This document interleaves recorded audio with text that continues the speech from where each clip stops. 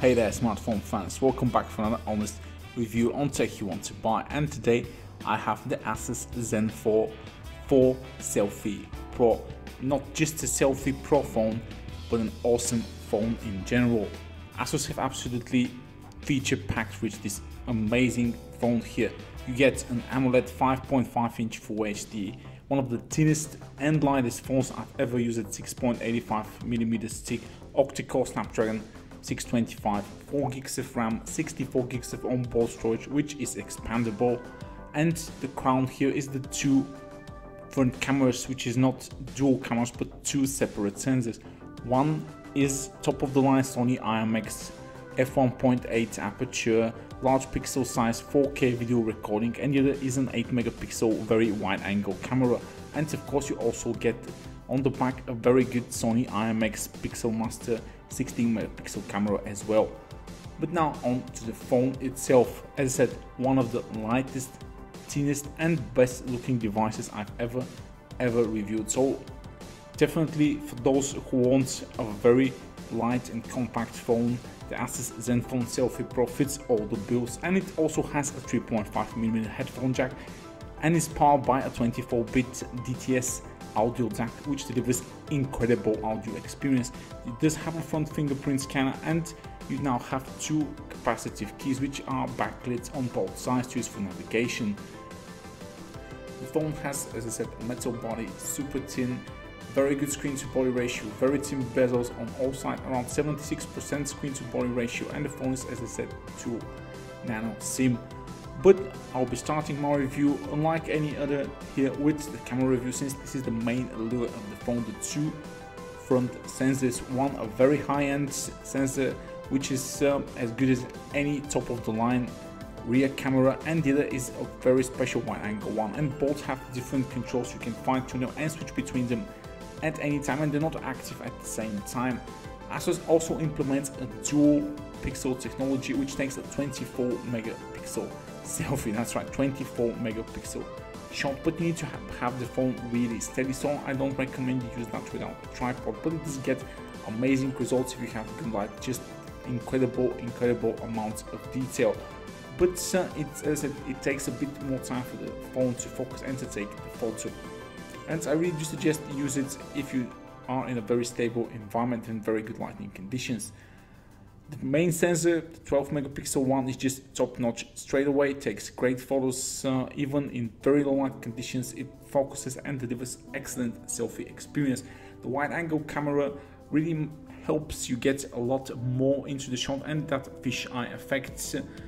But it's a bit limited because of its quality, and of course Asus have also implemented that Selfie Master app and Selfie Master technology.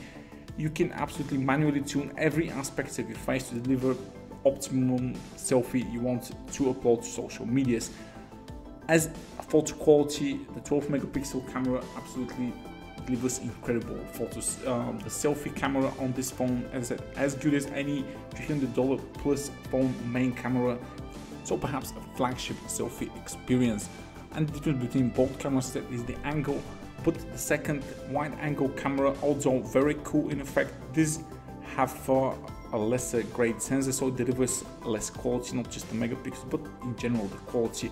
And the video quality, 4K video from the main camera, is absolutely stunning. A bit more frames per second. Yes, you can shoot 60 frames per second vlog video, which is pretty cool, like for more action-packed features.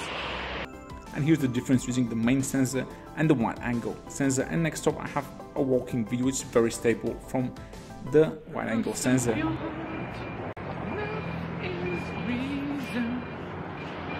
And by now you're probably thinking, oh, the rear cameras must be horrible. Well, actually it isn't. Hell no, the rear camera is actually very good as well. It does offer as well full manual control, 4K video recording, and does also feature electronic image stabilization.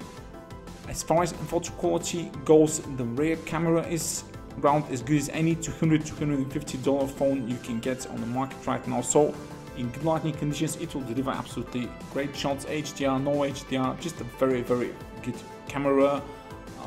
Color quality was excellent. There's very much a lot of quality, even in direct sunlight you think was still very good. If there's one area where the rear camera actually is inferior, is in the low light shots, because it does have a smaller aperture at f2.0 and not a large pixel size, but it still delivers very low noise, but not that much details in low light.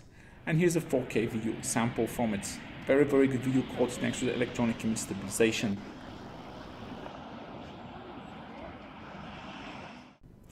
And the audio experience from the Zenfone Selfie Pro is absolutely amazing at this price point. Do check it out.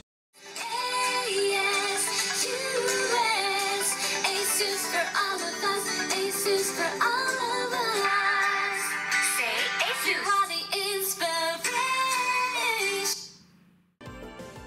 The sound gets even better when you put on your headphones, because it can power a 7x1 surround sound DTS headphones. That's right, these can power best headphones available. And the AMOLED display on this thing is gorgeous, vivid colors, deep blacks, and excellent sunlight visibility. And now onto the software experience. This is running Asus' own Zen UI 4.0 on top of Android 7.1 Nougat, and it's a very custom Android experience, but it does have an app drawer. You can practically customize anything you can think of. It does even have different folder styles and stuff like that, but it's a bit bloated in my opinion. And I recommend, if you've not used Zen UI, you probably won't like it, especially if you've been on stock Android before. And well, there's various solutions. Just download Novel Launcher, any launcher you like, but you will forego the free themes and wallpapers which Asus provide. They're not really that great, but there are a lot, so this offers some kind of experience. And now, all of this probably made you think that they've actually skipped on the performance part, but they haven't, because the Asus Zenfone 4 Pro is the best Snapdragon 625 phone I've ever tested when it comes to benchmarks. Excellent daily driver experience, very fast phone, and the highest scores I've ever gotten in the Snapdragon 625 phone test.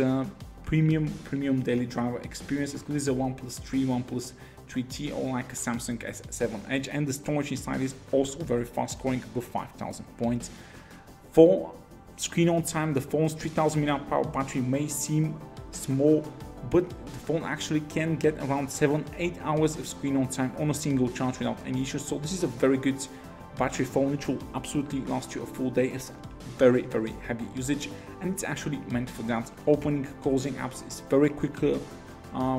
Multitasking on this phone was amazing. The 4 gigs of RAM has been fully utilized, and you can practically open 20-25 apps in the background and switch between them with no lag and no reloading of the apps at all. Split screen multitasking also works great. There's hardly any slowdown on this phone. Excellent daily driver experience, and with the AMOLED display, really helps save battery life and gives you like a really awesome experience for playing video games and watching movies, like watching Netflix, YouTube, stuff like that. Incredible. The Asus even has its own gaming mode implemented inside, which you can like take special screenshots, record the video sessions, stream them. So it even thought of the gaming aspect. The Snapdragon 625 is not like a premium gaming chip, but it will still run absolutely the heaviest games on the Android Play Store in medium settings. Will be playable like the Lineage 2 Revolution you're seeing here. This is absolutely the heaviest game on the Android Play Store market. If you think you have a very fast phone, try running that on the high settings and see if you don't get any slowdowns. And when it comes to first-person online shooters, my favorite World War Heroes 2 ran very well on the Snapdragon 625 powered Asus Zenfone Selfie Pro. So the phone really offers a complete experience: great audio, amazing display, good battery life, very thin, very elegant, and cameras are absolutely amazing. There's just a few other things that I want to mention. The wide angle camera quality is not that great.